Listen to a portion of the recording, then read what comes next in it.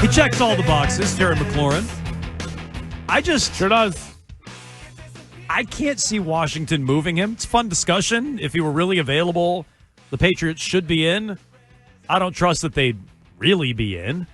And it's Jones and Keefe here on WEEI. We'll get you a hashtag Dork Minute with Rich Keefe coming up about 15 minutes from now. We'll get back to the Red Sox as well.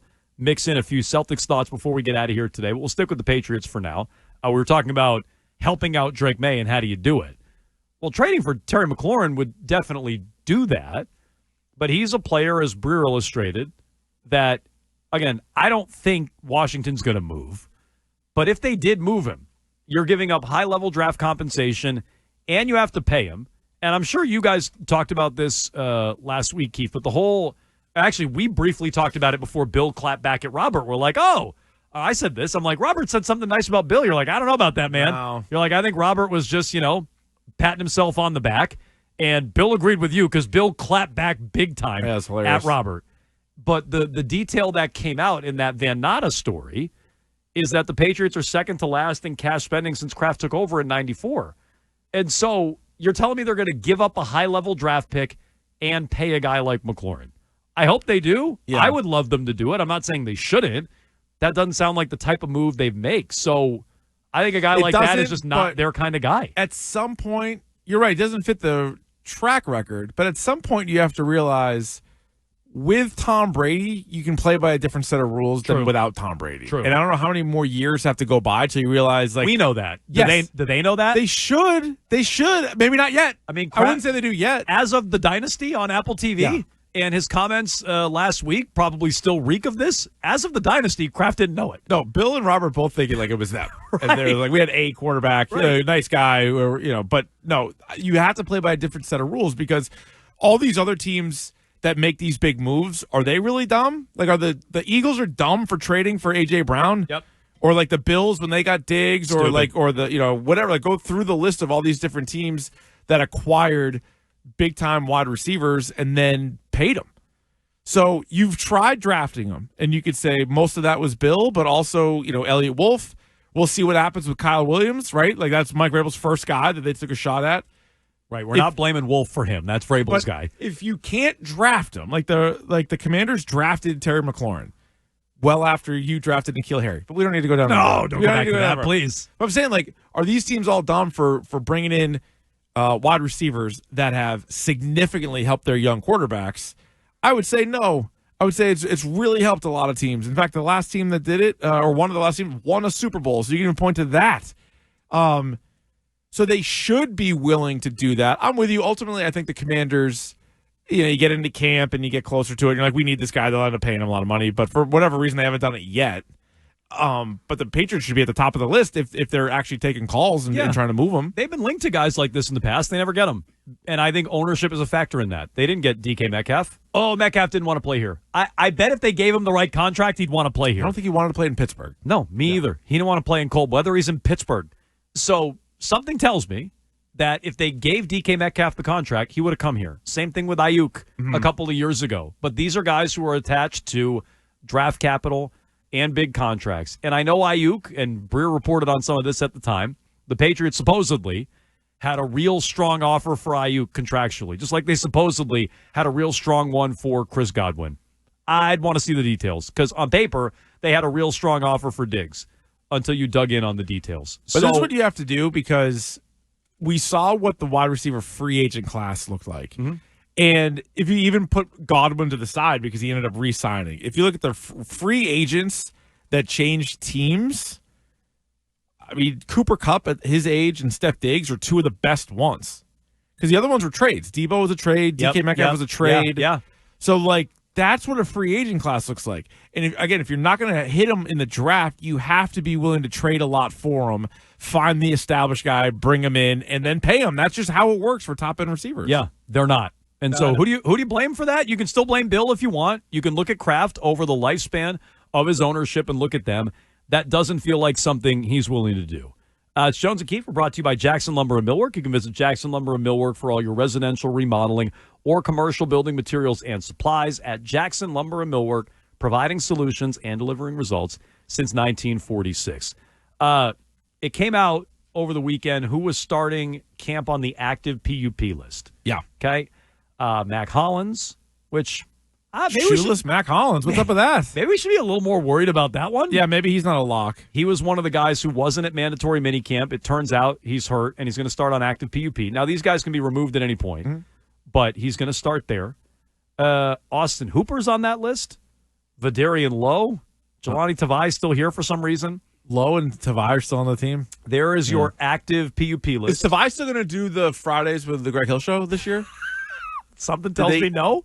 They're not going to get him? They might get Spillane instead. Maybe Spillane. Yeah, Talk to Spillane. Yeah, something tells me Jelani Tavai. I mean, look, apparently the guy loves making headlines. Apparently, welcome on our show. Hates the fans. No, I mean, He hates the fan base. Sometimes they just gotta know their place.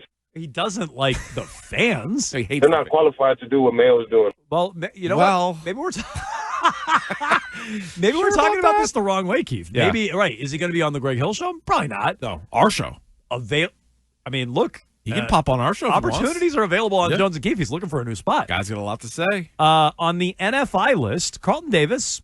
We should probably look at that. Yeah. And then two guys I've never heard of are on the NFI list. Okay. None of those guys are cleared to play yet. If you're on active PUP or the NFI, Steph Diggs on neither list. That's a great sign. Which means Steph Diggs is truly, and I had been very skeptical about this, and I was wrong.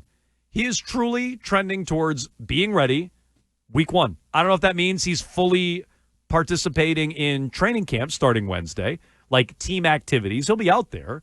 I just read an item on Godwin, who we were talking about. Different injuries. Godwin had an ankle injury.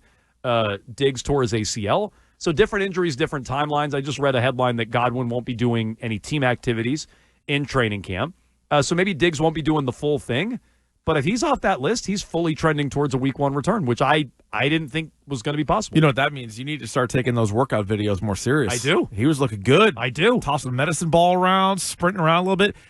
Even though there was a lot of drama around that, him on the boat, him missing a day, if you really look at what happened, he was on the field for some of the OTA stuff, which I didn't think health-wise was going to happen. Me neither. And he's been with May at all these workouts. Yeah, so like that part of it is a great sign. He ran through some of the drills, didn't do like the team drills, but that to me at least placed him ahead of schedule. And so if he was sort of targeting early in the season, I even thought like glass half full was a week 3 or 4 return. And now it's like, no, week 1 is very, very much on the table. And so let's see how much he does. And I even think for like a veteran player, even if he was 100%, I don't even know if he would be doing every single thing, right? Like even if he wasn't coming off the injury, just like an older guy, you might kind of ease him up a little bit.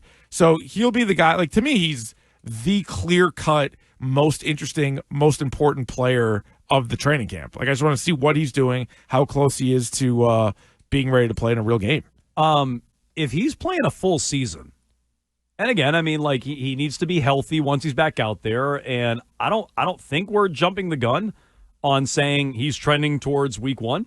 In fact, that was the interpretation from Mike Reese. And he's pretty durable. Like last year was the one time he got hurt midway through the year. Prior to that, he pretty much plays every game or misses a game. Like he's pretty much out there since he's come into the league.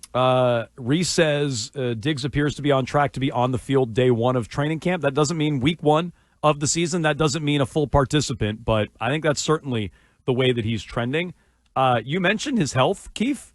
I mean, extrapolate out some of the numbers, too, assuming he's anything close to the same player after the injury. Right. But the last time Stefon Diggs played a full season, 15-plus games, let's call it, and didn't have 1,000 yards was 2017. So I don't know if he's out there, he's playing a full year, and the touchdowns in those years, starting in 2018, 9, 6, 8, 10, 11, 8. He had 3 and half a season last year, so call it another 6. Yeah, Fitzy mentioned on Friday, I think his over-under for the season is like 4.5 touchdowns. Like he's going to smash that. So if he's playing a full season, yes. Yeah. And he had 3 last year and half a season. Correct. So, I mean, I think same thing with Drake May. Like the Drake May numbers we talked about this a week ago, like this sort of the preseason yards, touchdown, over-unders. It seems like a layup if healthy. And so I think that's what you have to kind of worry about. I worry about it a little bit more, believe it or not, with Drake May than I do with Steph Diggs.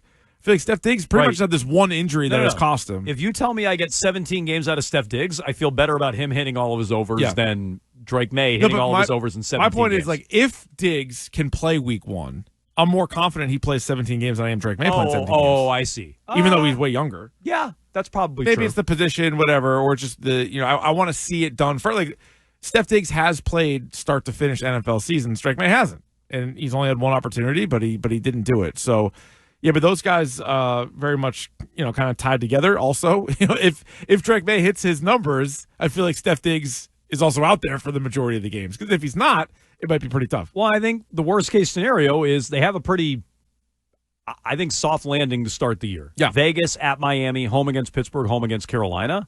If Diggs is out there for all those games, I feel better about them going certainly 2-2, maybe 3-1 in that stretch. Worst case scenario is he misses the first month. They're 1-3. He comes back for Buffalo. He makes it about himself, and the whole thing snowballs, right? But they beat Buffalo. If he's back for all those games, I feel better about the team winning games early, May reaching his expectations, and a big season out of Diggs. So that was very good news over the weekend, something I personally didn't see coming. Mm-hmm. And now I'd say, I'd expect him out there week 1, which is not what I thought was going to be the case. Yeah. The Carlton Davis one kind of stood out a little bit. You're talking about guys that aren't available. So NFI is the non-football injury list. Yeah, so what did he get hurt on, the jet ski? I don't know. Maybe. Did he Those get things look fast. hurt on one of those cool car-looking things floating around? I don't know. NFI means you got hurt away from the facility is what that means. So, Yeah. so what is that? I don't know. I don't know. Could be anything. Could be one of these strange injuries for all we know. But yeah, that one's kind of because we went over the bet. Like, he's one of your better players. Let's see. What was the Cutter Crawford one again? We don't know. We still don't know the Cutter Crawford one. They won't tell you. But he didn't. It was super normal. A mistake, there guys. was nothing weird going on. Yeah, that was strange. We gotta find the answer to that. We do. That's what we got to get to the bottom of that. Get Pablo Torre on that. He'll figure it out. That's Pablo Torre territory. Uh-huh. That's true.